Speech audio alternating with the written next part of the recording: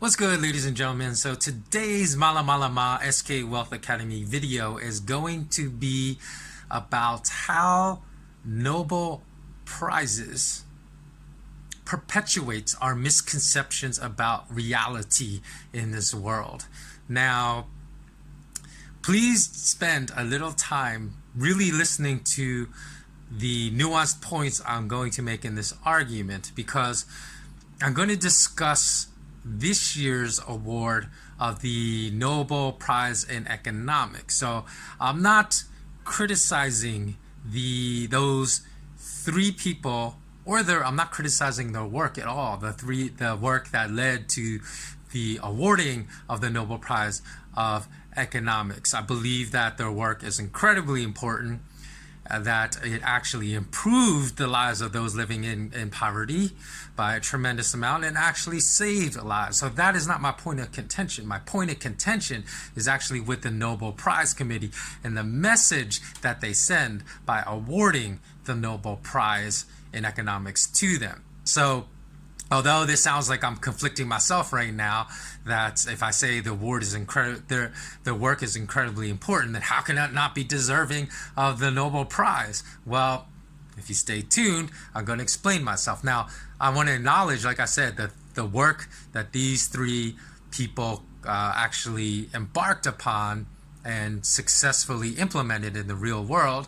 So those three people that were awarded the Nobel Prize in Economics this year, their names were Abhijit Banerjee, Esther Duflo, and Michael Kremer.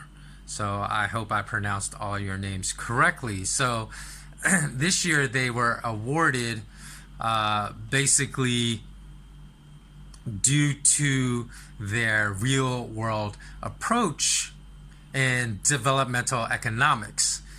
So again, their work was not theoretical, but they actually implemented their theory in the real world to prove how to fight global poverty and to make actual real world progression in the fight against global poverty.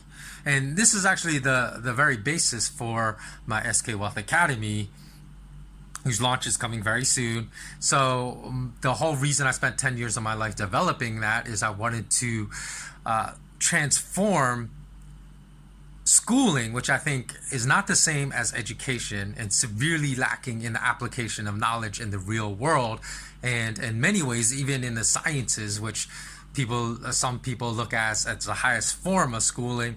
It really lacks in real world application, and a lot of times just tries to impart tons of information. So I think it was Albert Einstein that said the memorization of 10,000 facts does not make you smart. And that's a paraphrase, and I totally agree with that statement. Just because you know 10,000 facts about the universe, it does not make you a competent astronomer. So in any event, and I want to mention that I just encountered this kind of pseudo intellect in a debate with someone I had when I was in Kuala Lumpur on the train. They're just trying to prove their intellectual superiority over me by just reciting a whole bunch of facts and saying, you do know that, right? You do know that. You do know this. Like, just know I could memorize some detail about anatomy. It does not make me that a doctor perhaps would not know. It does not necessarily make me smarter than that doctor. So it's this whole hilarity of this type of argument that unfortunately I believe that the Nobel Prize Committee forwards, which is what my whole point of contention with them is about, and not about the incredibly important work that these three economists conducted in trying to find a solution against the problem of global poverty. So, for example, in the business-related portions of my courses, I don't promote the learning of any useless theory. For example, you could promote the supply and demand determinants of the equilibrium with supply, the equilibrium point, and that's where the price is going to come about. That's theoretical, but when we talk about the price of gold, silver, oil, and many other commodities, it's not based upon the changing dynamics and the global physical supply and the global physical demand of these commodities, and these determinants have nothing to do about how these prices of these commodities are set and executed in the real world. So what's the point of learning about this? What's the point of even teaching this in your basic economics 101 course at the undergraduate or graduate level? Because it does not reflect the real world. So we could do real world experiments just like this year's Nobel laureates in economics illustrated, with the price of gold and silver, and discover how those prices are really set. Because what you could do, although global bankers would murder anyone that drew back this curtain and actually tried to teach the world how these prices are set, because they don't want the world to know. So that's why you will never learn, even at the graduate level in economics, even at the graduate level of business and MBA programs, how these real world price mechanisms actually work. But if you allowed someone to shut down the local London market, and if you have your MBA, you're saying, what's the local London market? Precisely, you just proved my point about real world and applied knowledge not being taught in business school programs. And if you shut down the New York Comex gold futures market just for a few weeks, I guarantee you, not only would gold prices triple probably at a minimum, but silver prices would as well, and that would happen very quickly and perhaps even soar to higher prices. But since almost no physical gold and no physical silver bullion is traded on these markets, which determine the spot prices and the global prices for gold and silver, if you shut down these markets, it would allow the real physical gold and trade, meaning the real physical gold supply, real physical gold demand determinants to set the price, as professors teach their students in business schools all around the world, as a determinant of prices and commodities to actually set gold and silver prices. And for the first time in schooling history, the knowledge business professors teach their students in school classrooms would actually be congruent with how the real world actually operates. So with my SK Wealth Academy, I strip all the fantasy rubbish taught in schools and only teach information that applies to the real world, and it can be applied in the real world, whether it has to do with subjects about money, business, finance, or any other topical areas of importance, because my SK Wealth Academy addresses topics outside of business and finance that I find to be just as important to the achievement of success in life. Okay, so let's continue onwards. I'm just going to glance at my notes real quickly as I continue, so sorry for the slight delay. Okay, so the problem I have with awards, any type, whether it's the Nobel Peace Prize, Nobel Prize in Economics, is that I won't say this for every award, but I do look at the majority of the awards that are handed out, the most prominent awards in the world, as Nobel Prizes are, that I believe now they have become polluted with politics. So, for example, does anyone that can view politics and the world with an objective eye, although to view it with a purely objective eye is probably impossible, because everyone's going to bring their biases, including myself, into their opinions of certain subject matters. But as objectively as possible, who would say that President Obama's 2009 awarded Nobel Peace Prize was deserved? Because he was just taking office then. He hadn't accomplished anything deserving of the award. And after you actually saw several terms of administration, because he was reelected, so he spent 8 years as a U.S. president, you saw through those 8 years he expanded U.S. military war efforts all across the Middle East and in Africa, which is the antithesis of spreading peace throughout the world. So obviously that Peace Prize was awarded strictly on politics and was a complete joke. So I believe that politics were the reason, again, for the award of the Nobel Prize in Economics in 2019 as well, because you have to understand. So again, please, I hope that you don't turn off this video if you support those winners, their work, because I do as well. That's not my point. My point is not that the work is not important. I'm not dismissing the work. The work is extremely important. But with the global divide between the rich and poor at new heights in most nations across the world, for political reasons, it was incredibly important for the Nobel Prize Committee to address the problems of global poverty and to say, oh, look, the people that want to construct this new world order, they're not overlooking the problems of global poverty. We're working as hard as we can to solve the problem, which I believe is a message that is being, spread, the subtle message by this award, although that is not true.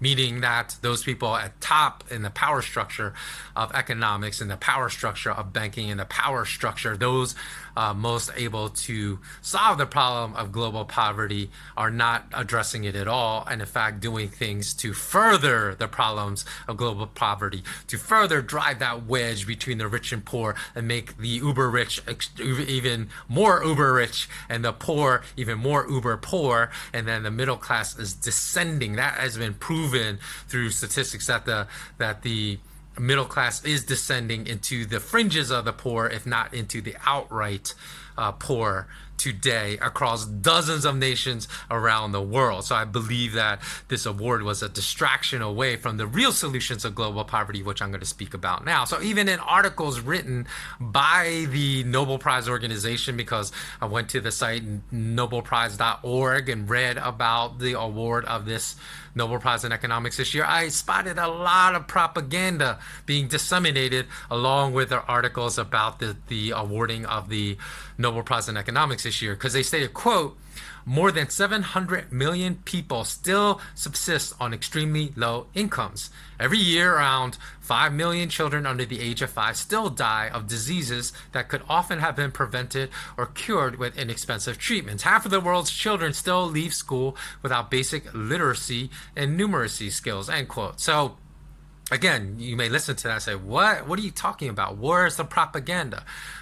The propaganda is by what metrics are they measuring that 700 million people still subsist on extremely low incomes? Because I would say it's far greater, because you're underselling the problem of global poverty. Oh, it's 700 million in a world of 7.7 billion. So that's not too bad. It's less than 1 in 10 people.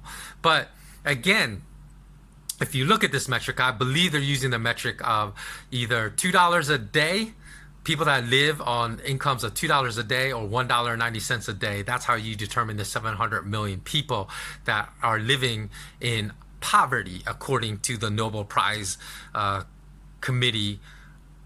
And again, sorry, I'm just looking at some of the stats that I need to recite. So let's begin with that statement, because the World Bank is always stating that the world poverty situation is improving because less people around the world live on $2 a day. And I am going to expose the hilarity of that statement and the irrelevancy of that statement, because this metric is such a disingenuous metric, and it's always quoted in every article you can find in the mainstream media about poverty, that the number of people living on less than $2 a day is decreasing every year, so we're winning this war against poverty. And the World Bank has even used that as a metric and say, oh, look at the World Bank's policy measures as helping people get out of poverty, when the exact opposite is true. So that's why it's so disingenuous, because it never accounts for inflation in the costs of food, the costs of water, the costs of energy is always rising for those that live in poverty, but yet they keep the metric of poverty constant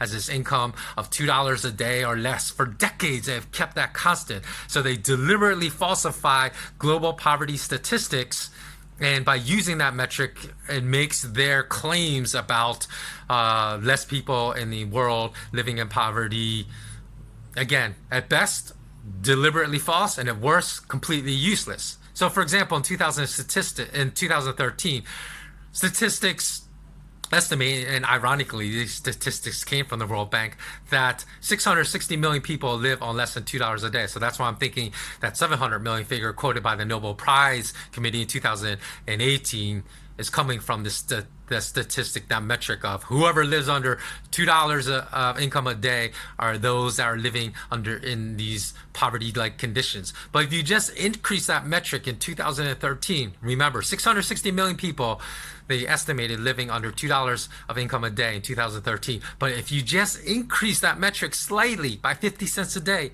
to people living on $2.50 of income a day or less, then that the numbers increased almost fivefold to 3 billion. So think about that. How you define the metric of poverty.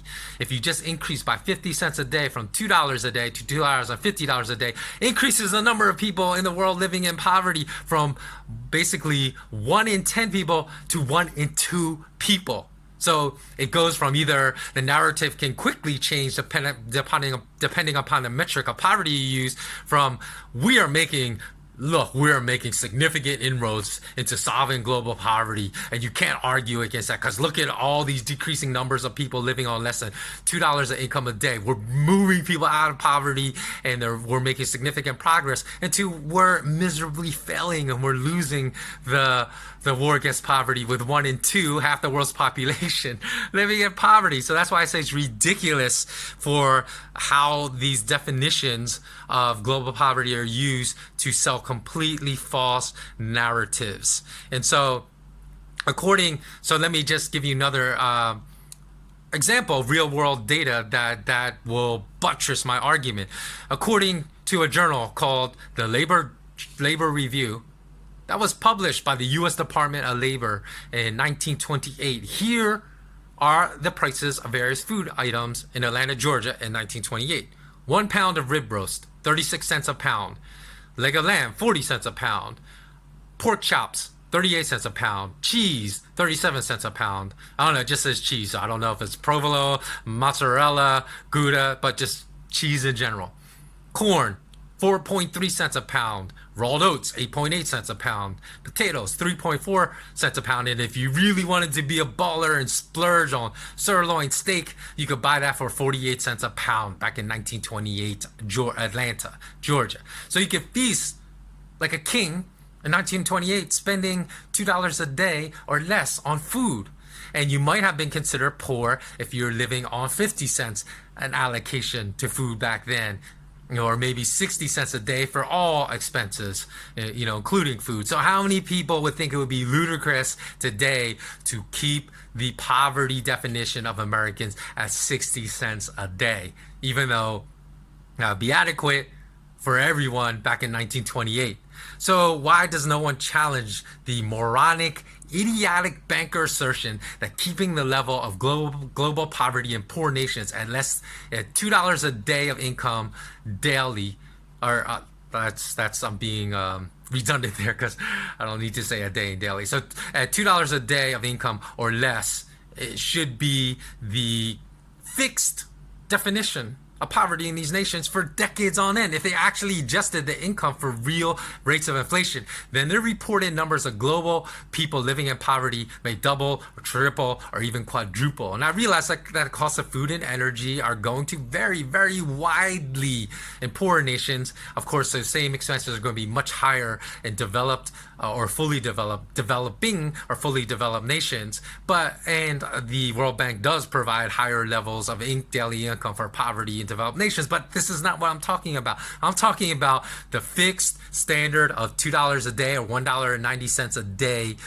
in poor nations that the World Bank maintains to assert that they are winning this global war on poverty. So that's when I look at the Nobel Prize in Economics, I don't dismiss the incredibly, like I said, 1,000,000 times already, or 2 or 3 times in this video, that I don't dismiss the incredibly important work of those 3 people that were awarded the prize. The problem I have is with the fact that they are drawing attention, which I think is one of their political purposes, from the real solution of global poverty. So that is why I,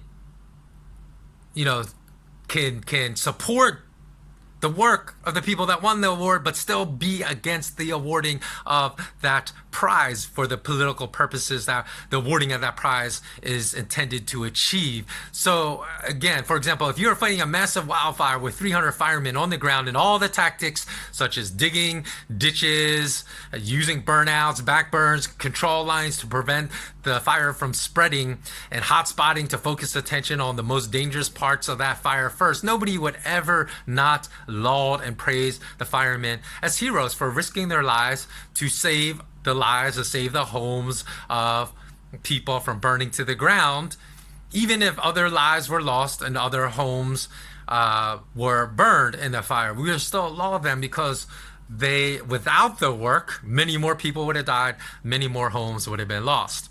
But if there was a new technology that allowed water from a nearby body of water to instantaneously flood the burning areas and extinguish the fire immediately without any risk of further loss of life, then everyone would say, use the new technology. Don't risk the 300 lives of these firemen, because that's a much better, more comprehensive solution to the problem at hand. So that's the problem I have with this year's Nobel Prize in Economics. There is a much more comprehensive solution at hand to global poverty, and that's completely disrupting and reconstructing the global banking system. So while small steps are effective and should be lauded as they do improve and save lives, they would be completely unnecessary if the more comprehensive available solution exists. Now, in firefighting, that was just a hypothetical example. That solution does not exist. But with this, which makes this the problems being addressed for global poverty even worse, is that a real solution does exist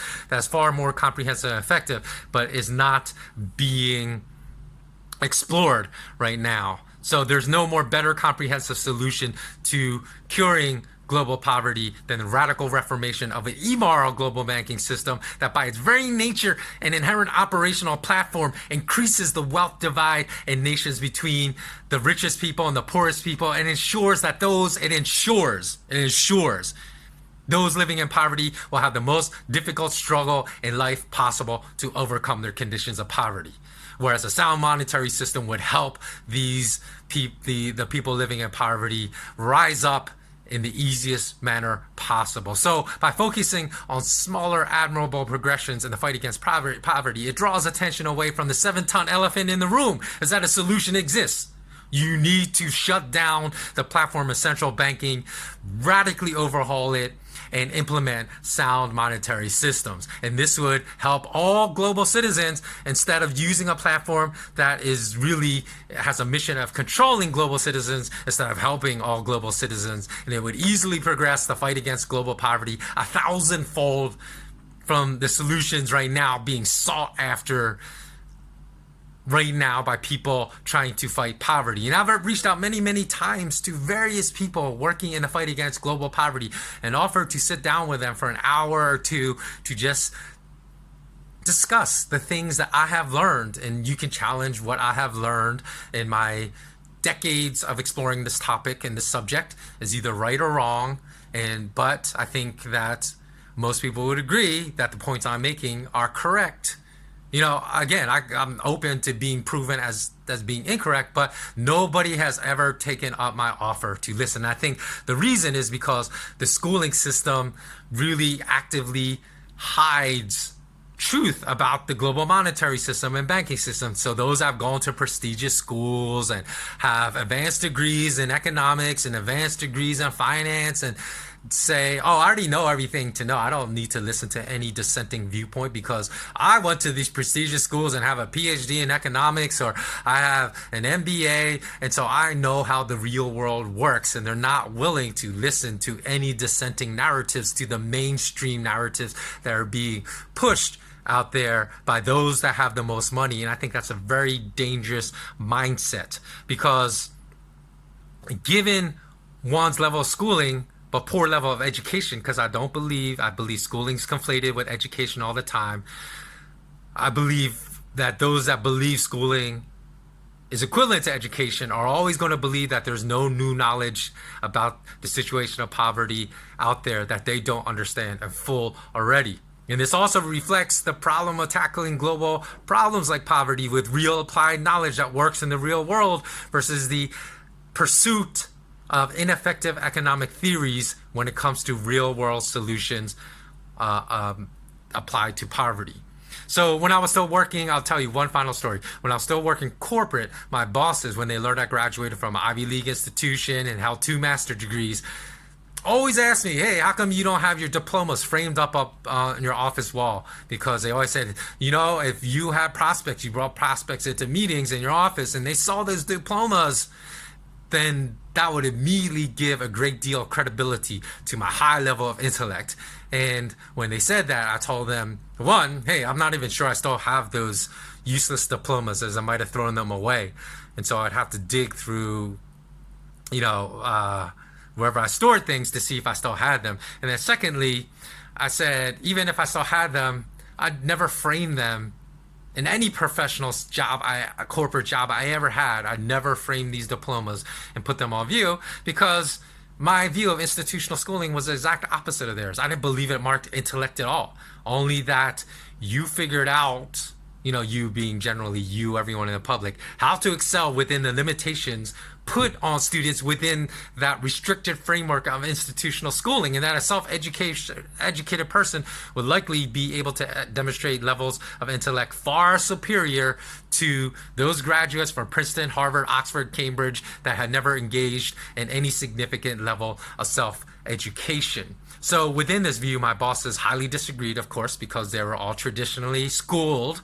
And they went on to say that, look, even though I think you're wrong and your viewpoint is completely off base and completely wrong, it doesn't matter even if your views are correct, they would say. The only thing that matters is what other people will think when they see those diplomas. And since 99% of people will give you credibility as being legit and being a superior investment in wealth advisor than other people that don't have these degrees from prestigious institutions, you need to put those diplomas up on your wall. And I still refuse because I can't engage in behavior I think is disingenuous.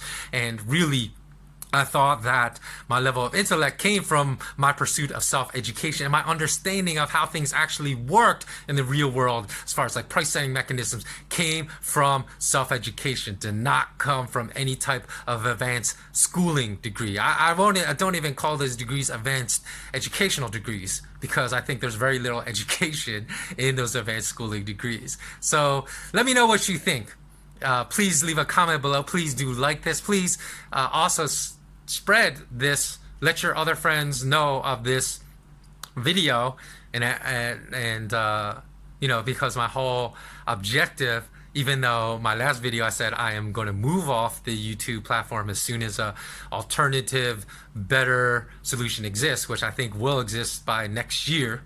I want to build as large enough a base here so then they can move with me when I'm eventually move off of YouTube. So again, if you find any type of interest in this content, then please do be so kind as to help me out by sending this video on to others that you think would also be interested to watch it, because I have a hard time justifying spending all this time making new content for YouTube if only like 20 or 30 people are going to watch it. And some people say, well, why don't you just upload on your alt channel of 30,000? At least you'll get a few hundred views there, even though it's like shadow banned.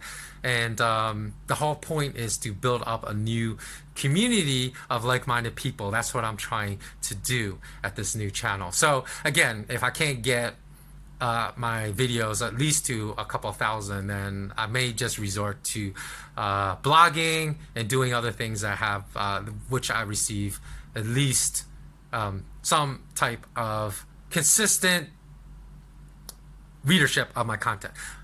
In this case, consistent viewing of my content.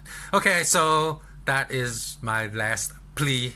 And as always, remember, remain intensely curious. And until next time, have a beautiful day or night.